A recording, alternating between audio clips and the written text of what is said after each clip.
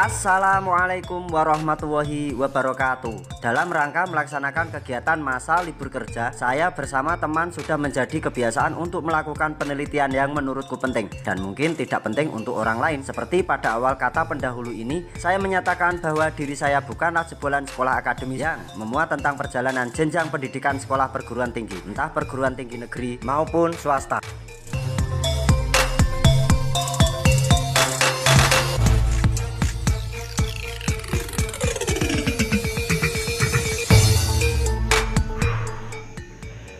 Assalamualaikum warahmatullahi wabarakatuh.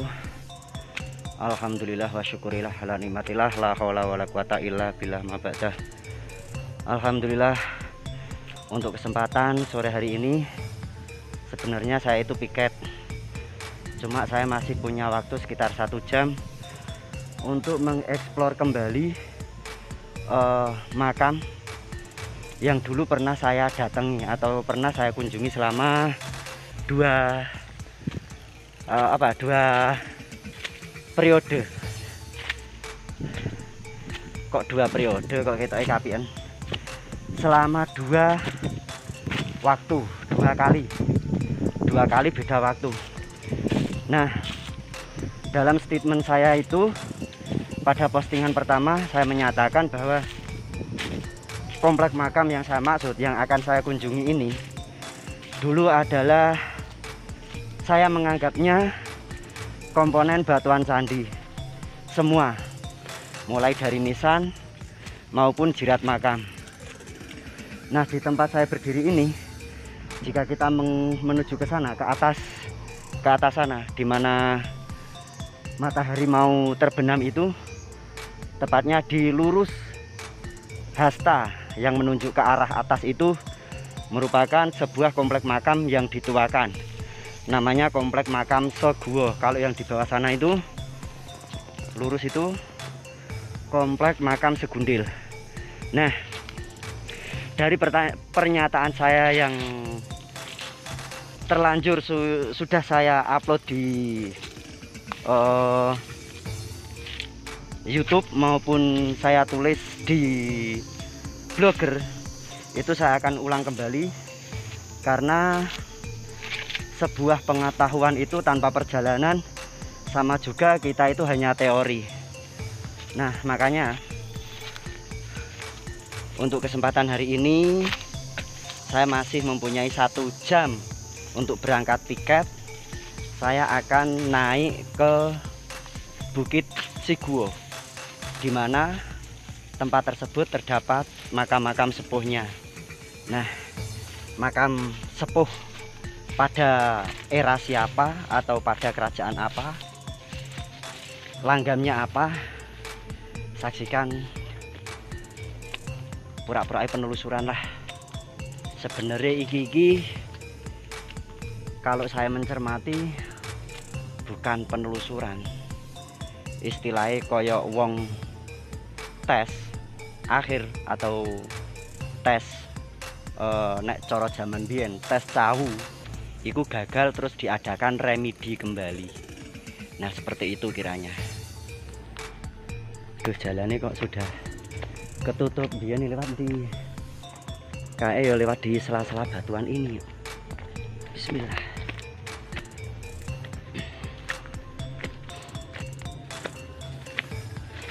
Waduh, lumayan rungkut nih. Tidak apa-apa lah.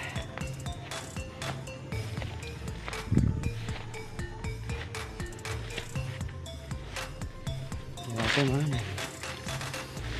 Bismillah, aman.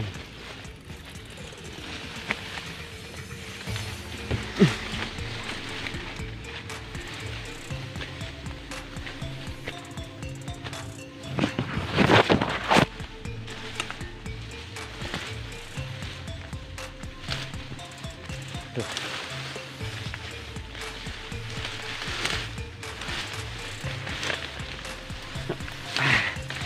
Hujannya sudah mulai turun, jadi memang komplek makam ini jarang dijamah, jarang dijaga.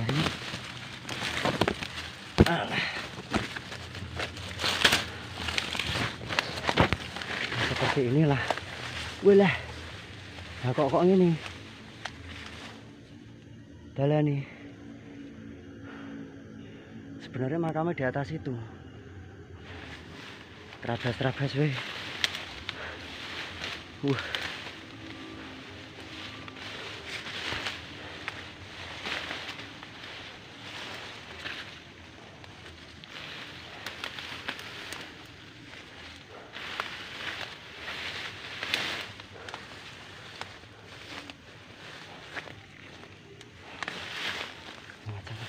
Jangan-jangan nisan makam enggak. Nah, kita cari jalan lain, penting sampai atas.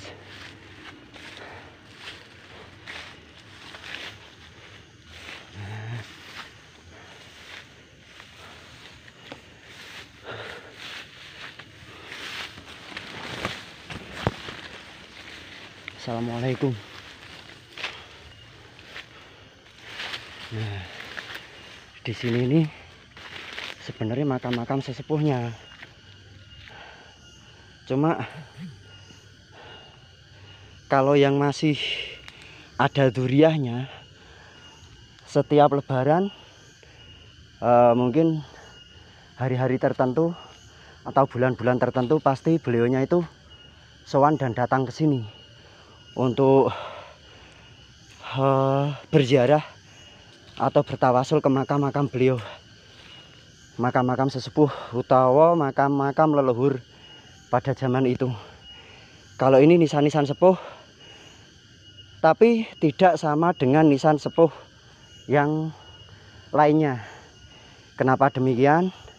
Karena orang-orang zaman dahulu untuk mendatangkan pemahat itu juga menggunakan biaya. Nah, pemahatannya hanya sederhana, batu kotak seperti ini, seperti ini wujudnya. Tapi ini saya yakin ini makam sepuh. Nah, kita harus naik. Tapi ini tidak ada jalan. Naik dulu jalannya lewat sini. Wah, kok rungkut tenan kok ngono wisan saiki ngene. Lewat mana ini? Aku dalane balik kamu lewat ndi lali.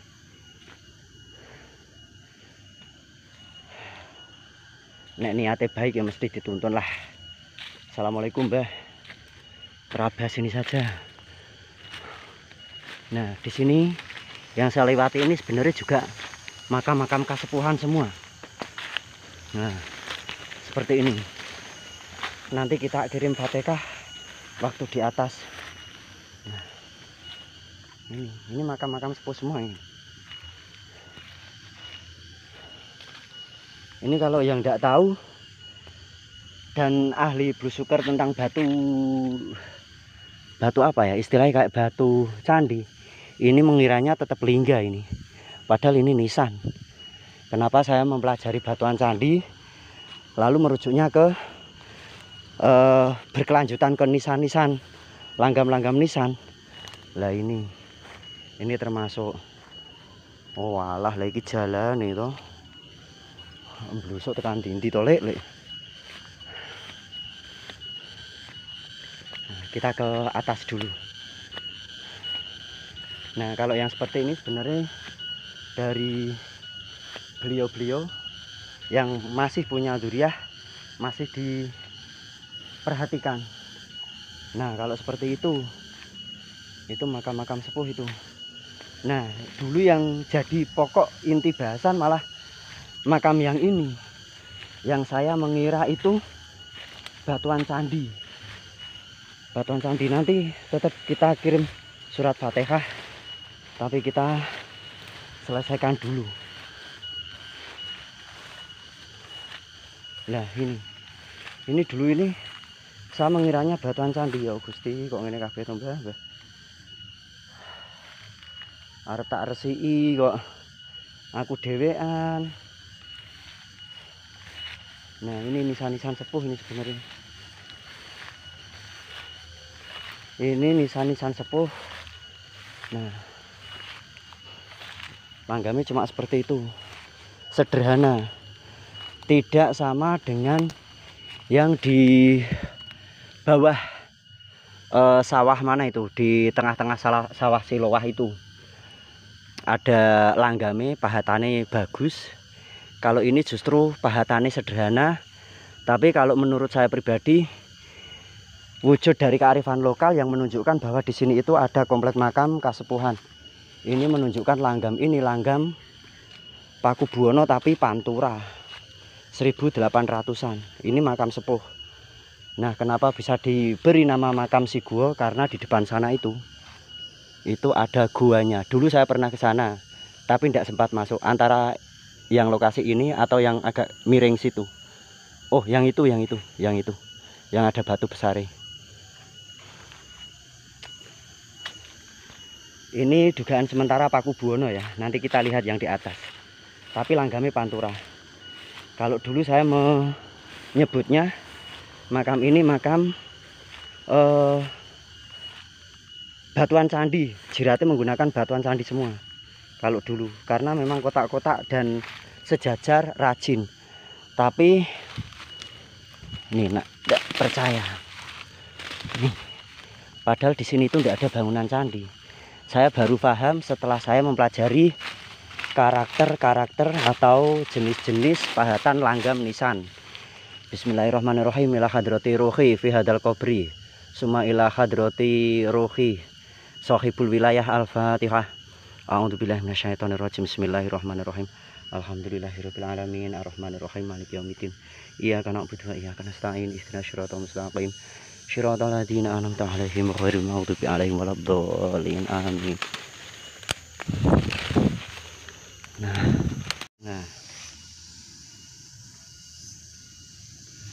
Nah, seperti ini wujudnya. Jika ini dulu saya mengiranya ini merupakan komponen batuan candi, tapi setelah saya pikir-pikir, berhubung sini itu jauh dari batuan candi, dan akhirnya saya mempelajari bentuk-bentuk pahatan nisan, akhirnya baru ketemu dan sering mengadakan obrolan-obrolan tentang batuan nisan. Bahkan di buku panduannya itu ada. Nah, di komplek makam sini saja sebenarnya di atas ini pun ada. Di atas ini ada, cuma agak rungkut, terlalu lebat. Jadi saya tidak wani lewat situ. Bukan karena apa? Karena saya di sini sendirian. Nah, kalau kita melihat dari ini juga ini. Nah, kalau kita melihat penataan makam, dan di sana itu adalah wujud makam atau bangunan makam antara sepasang suami istri. Itu yang Mbah Kakung dan ini yang Mbah Putri. Itu ada unsur perbedaan di antara pahatan nisan beliau. Nah, ini yang Mbah Kakung. Dan ini yang Mbah Putri. Bismillahirrahmanirrahim. Khususon ila hadrati ruhi fi hadal qabri summa ila hadrati ruhi sahibul wilayah al-fatihah. A'udzubillahi minasyaitonirrajim. Bismillahirrahmanirrahim. Alhamdulillahirabbil alamin arrahmanirrahim maliki yaumiddin. Iyyaka na'budu wa iyyaka nasta'in ihdinas siratal mustaqim siratal ladzina an'amta 'alaihim ghairil maghdubi 'alaihim waladdallin. Amin. Mbah, putune nyuwun izin nggih. Nyuwun izin ekspor makam mriki sak mangke kersane dipun rawat. Nah, ini pahatan nisannya seperti ini. Ini langgamnya Pantura, tapi ini sepuh banget. Ini sama. Tumpalnya terbalik. Dan ini mungkin putra-putrinya atau abdine. Karena untuk kejelasan siapa tokoh beliau banyak sekali. Beliau yang di ujung paling atas atau paling selatan. Nah, ini ada lagi di samping kanan kiri sini. Coba kita naik ke atas.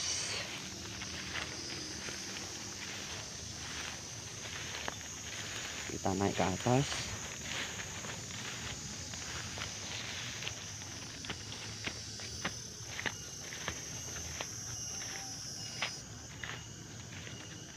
Nah, di balik pohon beringin ini sebenarnya ada juga, ada makamnya maksudnya. Di sini dulu itu bersih, pernah dijadikan wahana wisata tapi tidak diteruskan, kurang begitu paham. Nah, disinilah, wah, oh, itu sebenarnya pemandangan bagus itu kalau kita melihat. Dulu pohon-pohon ini tidak terlalu besar waktu pertama kali saya kesini tahun 2018 kalau tidak salah. Nah, di sana ada sekumpulan batu-batuan besar yang dijadikan rencana mau dijadikan wahana wisata, cuma tidak jadi. Nah, di sini kalau ini makam-makam yang masih dirawat, Nah, waduh, kondisinya seperti ini. Sebenarnya di sini itu banyak sekali nisan-nisan sepuh. Nah, kita ambil contoh ini aja satu. Bismillah. Nah, ini. Oh, dulu itu ada yang bergambar Trisula. Sebenarnya sini tuh komplek makam. Gambar Trisula terus, oh itu. Itu di sana itu. Alhamdulillah masih dibersihkan. Cuma yang gambar Trisula itu di sini. Motifnya motif Trisula. Insya Allah ini, aduh, wah, bejo, aduh, nisan.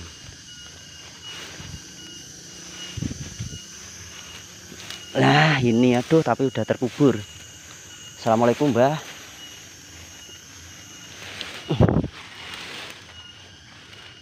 Nah ini, jal, kok ora mesake ngene iki jal.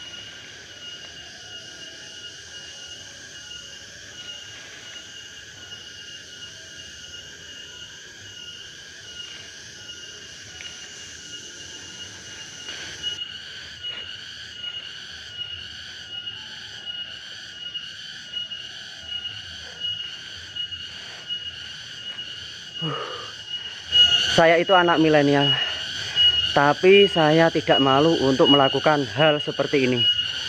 Karena jika saya bercerita, mungkin Anda tidak akan percaya. Kemarin-kemarin itu saya tidak ada pikiran mau ke sini. Tapi saya tidak tahu, dengan berlangsungnya waktu, saya itu secara alamiah, seolah-olah saya itu dituntun. Kamu harus ke sana. Hari ini saya buktikan. Walaupun resik-resik sidik, cuma saya di sini akan berbagi supaya dalam pencarian nama leluhur yang sudah dimakamkan tidak menggunakan ahli spiritual. Bagi saya pribadi, tingkatan spiritual itu cukup kita yang tahu. Khalayak ramai tidak usah perlu tahu. Karena jika memang iya khalayak ramai itu perlu tahu, dalam tanda kutip, mereka mau menerimanya atau tidak. Jika tidak, kita yang akan menjadi sasaran yang notabene kita itu seorang pembohong. Nah, makanya saya sering menekankan hal demikian kepada rekan-rekan semua, supaya jika kita mencari nama leluhur atau makam leluhur, supaya tidak melawur dengan cara mempelajari batu nisannya.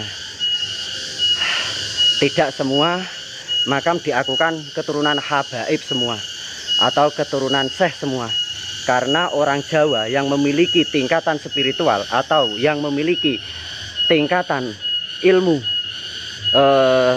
setingkat sufi, yang notabene beliau adalah sosok wali, itu juga banyak dari orang Jawa khususnya. Salam waras. Nah, seperti ini. Ngapunten, tidak bisa sempurna karena sendirian. Nah, ini kan ada tumpalnya ini. Ini makam-makam sepuh Pakubuwono ini, tapi langgam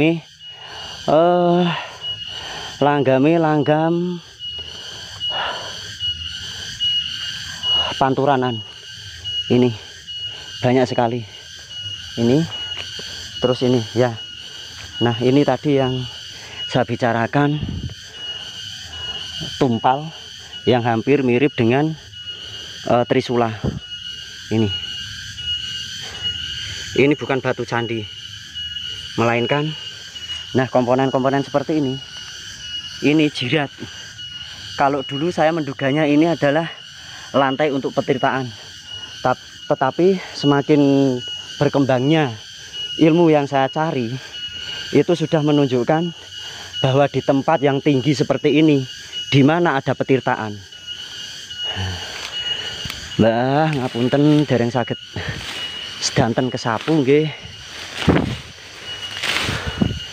Nggih donga kala wau sampun kula sampaiaken.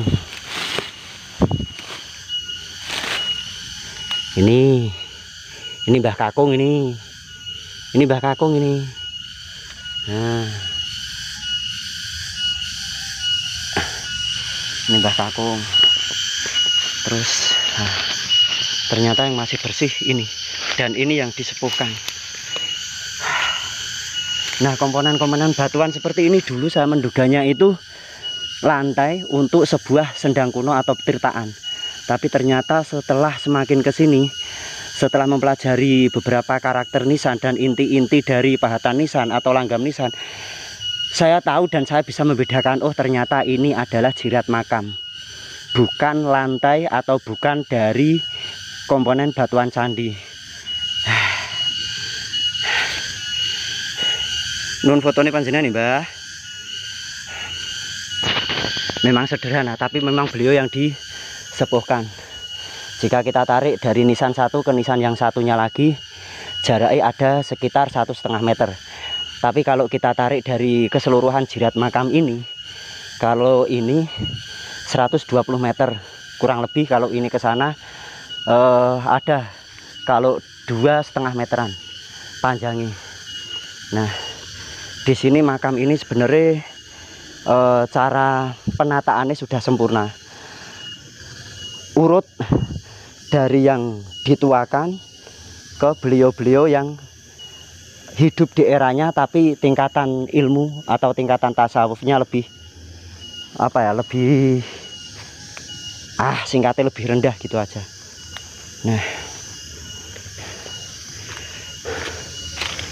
Nah, di sini juga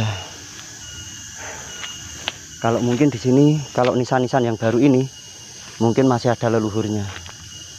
Di sini. Ini.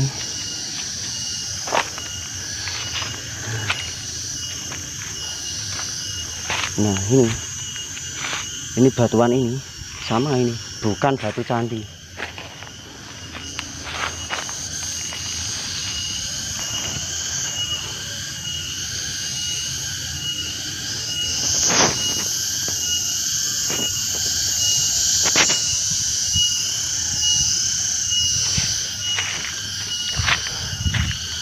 Belum kita ambil.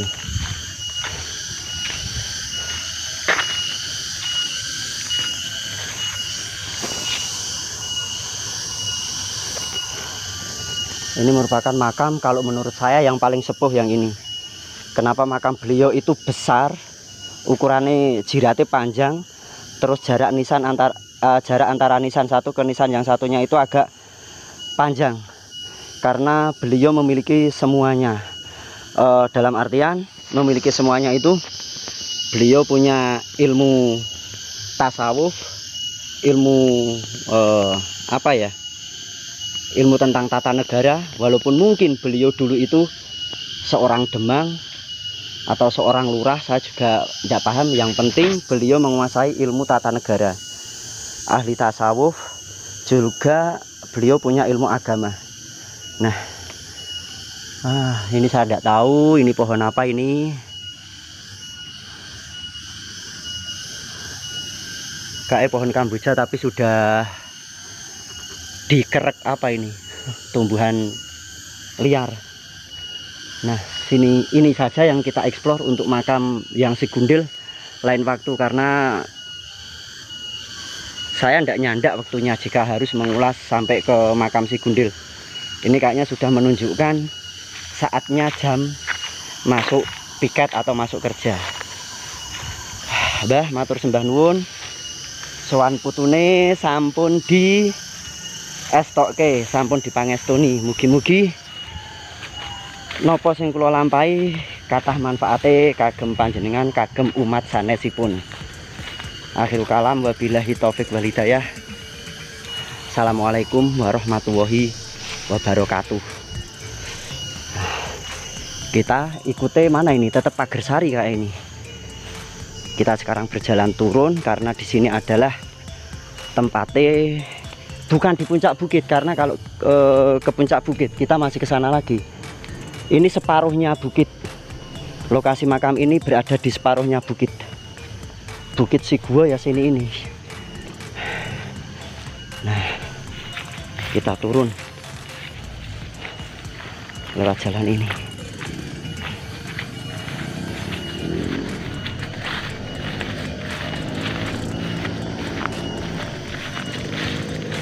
Tadi kita kan belasaknya lewat sini, lawang jalannya lewat sini.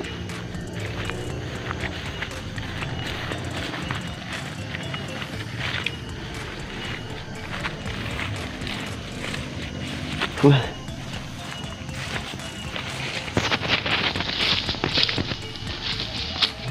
Tadi kita lewati situ, di itu batu yang besar itu. Nah, ini kita lewat sana, kita lewat desa tapi kejauhan. Ya mendingan kita ambil jalur yang lewat sini. Sudah tak tutup dulu ya kak. Medannya lumayan agak susah ini. Lumayan medun sak mono dhuwure ndak. Tadi kan lewatnya kita sini. Nah, lewat di batu ini toh. Tadi blusuknya di mana toh? Waduh. Kelangan dalan meneh. Semoga tidak. Dalah rak tenang.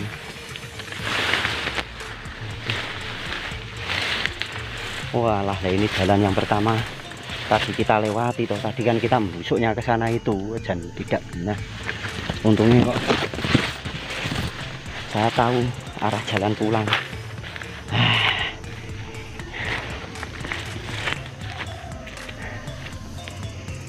Itu kalau ndak salah Bukit Sokorini. Bukit Sokorini itu di Kecamatan Bergas ada. Bukit Sokorini itu tidak hanya berada di Kecamatan Sumowono saja, melainkan di Bergas ada. Nah, kalau kita lurus endi ya? Itu agak itu. Nah, nek pandangan ini bisa menerabas lurus ke sana, tembus ke Godong Jati itu. Di situ ada Bukit Ngrumbul, Kali Taman. Di situ banyak sekali situsnya. Besok kita ulas lagi. Tenang, Belanda masih jauh.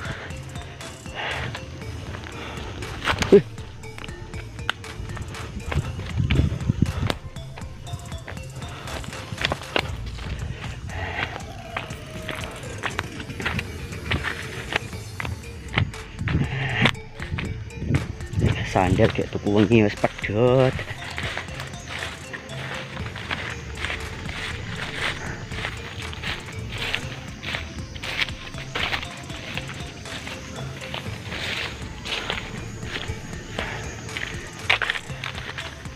sendirian.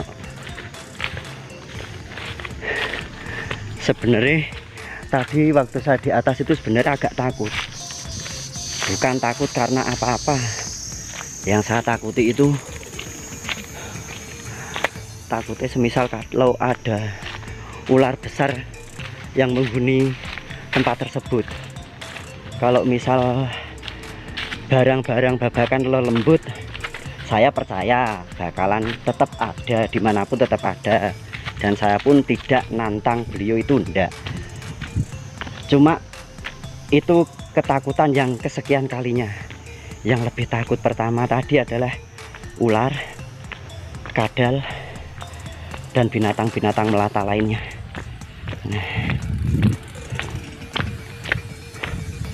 apakah besok kita akan explore makam Segundil ini?